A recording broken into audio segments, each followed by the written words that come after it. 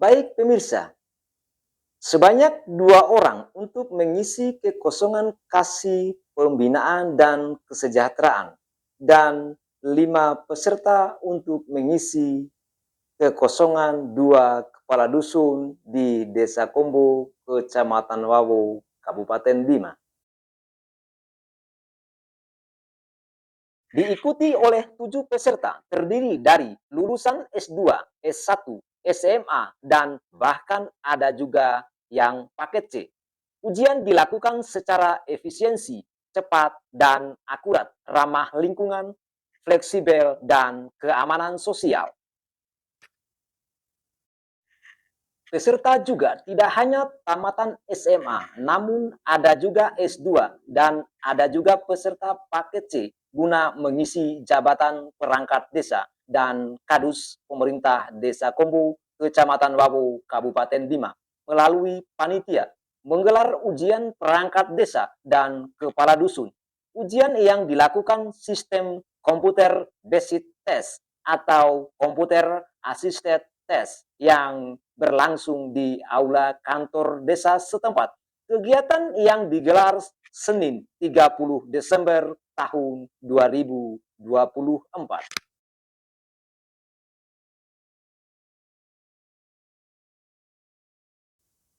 Adapun materi ujian meliputi Undang-Undang Dasar 1945,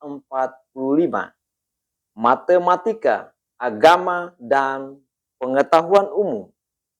Sementara itu, Bunyamin SPD selaku Kepala Desa Kombo sudah menghimbau untuk menjunjung tinggi dan memegang teguh sportivitas berikut pernyataannya. Kemudian satu catatan penting untuk kami sampaikan seperti apa yang disampaikan di awal sampai dengan hari ini.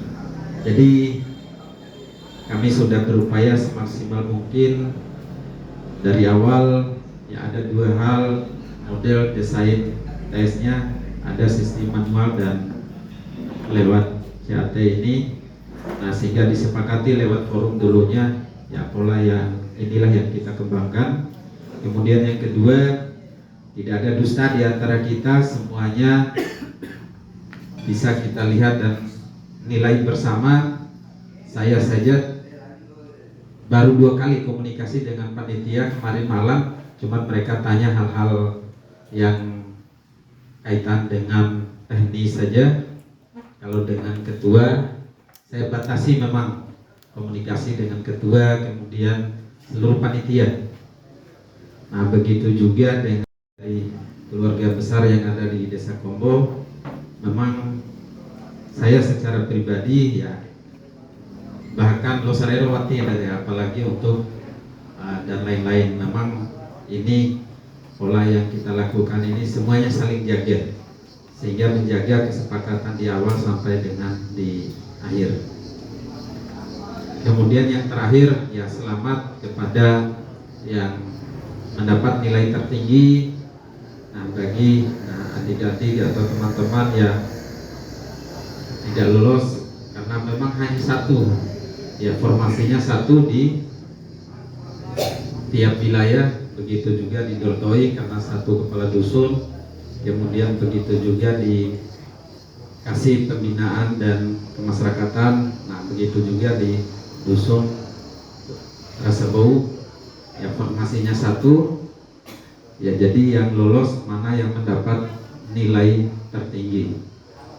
Kemudian jangan berkecil hati kepada ya adik-adik atau teman-teman yang gak lolos. Dengan nama siapa Mas? Nama Heru Iskandar Muda. Saya untuk latar belakang pendidikan, saya S1 di UIN Sunan Ampel Surabaya, mengambil jurusan Hukum Tata Negara. Kemudian saya lanjut S2 juga di UIN Sunan Ampel Surabaya atau Universitas Islam Negeri Sunan Ampel Surabaya. Sama juga saya mengambil linear yaitu Hukum Tata Negara juga. Ya, terus formasi yang Mas Heru ambil di perangkat desa ini apa ya?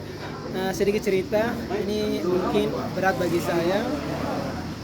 Saya sebenarnya seorang dosen, cuman karena mengabdi di masyarakat, mungkin saya lebih memilih kedua jalan ini sebagai perangkat desa dan juga mengajar. Untuk saat ini saya jabatan saya di formasi pembinaan dan kesejahteraan masyarakat Desa Kombo. Oke. Terus selama ujian tadi apa ya kendala-kendalanya? Tentu ini menjadi pengalaman yang luar biasa. Ternyata uji tes perangkat desa tidak kalah sulitnya dibanding tes CPNS. Saya mendapat nilai 760 dari 71 soal, dan alhamdulillah saya lolos, mengalahkan teman saya yang memperoleh nilai 680. Ya, oke. Nama saya Nurdin. Dari Nurdin, terus formasi yang diambil apa ya di sini? Formasi yang saya ambil dalam seleksi perangkat Desa Kombo ini adalah calon kepala dusun Dorotoi. Terus selama ujian apa yang kendala-kendala selama ujian ya? Dari awal masuk dalam ruangan ini saya merasa gugup, Nah, tapi itu semua tidak membatasi nilainya berapa? akumulasi nilai yang saya dapatkan tadi adalah sejumlah 440 Nah, dari 50 nomor soal yang diberikan oleh panitia. terus dengan tim yang satu berapa? Diperkirakan? Nggak tahu. Oh iya. Terus latar belakang pendidikannya ceritakan. Latar belakang pendidikan saya adalah SMA. Saya tamatan tahun 2008 di SMA 1 Wawo. Setelah tamat SMA saya tidak lanjut ke bangku kuliah karena saya pergi merantau ke Malaysia. Oke. Perkenalkan dulu nama. Ya, saya perkenalkan nama saya Ilham. Usia 38 tahun. Terus latar belakang pendidikannya, Mas bisa ceritakan latar pendidikannya. Latar belakang pendidikan. Latar belakang pendidikan saya ialah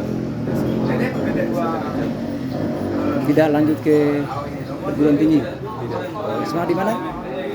SMA mengikuti program paket C. Oh, paket C. Oke. Terus formasi yang Anda ambil di seleksi ini? Formasi yang saya ambil dalam mengikuti seleksi ini adalah formasi kepala dusun tersebut. Oh iya. Terus total nilainya kira-kira berapa? Ya, Total nilainya yang didapat dia total kira-kira nilai berapa? yang saya dapatkan dari hasil tes yaitu 460. Terus selama ujian tadi kira-kira apa kendalanya? Selama ujian. Ya, mungkin bagi saya kendala selama ujian terkait mengenai pikir-pikir dari Pancasila. Terus itu bisa dijawab ya? Ya, alhamdulillah. Nah, oke. Tapi yang lain aman-aman ya? Oke. Terima kasih. di mana dalam proses mendapat pengawasan Korpemcam serta pemerintah desa, Ketua Panitia Muhammad Harmoko SPD memberikan pernyataan kepada TV MB Buser Bima. Berikut pernyataannya. Selama masa penjaringan, mungkin saya memulai dari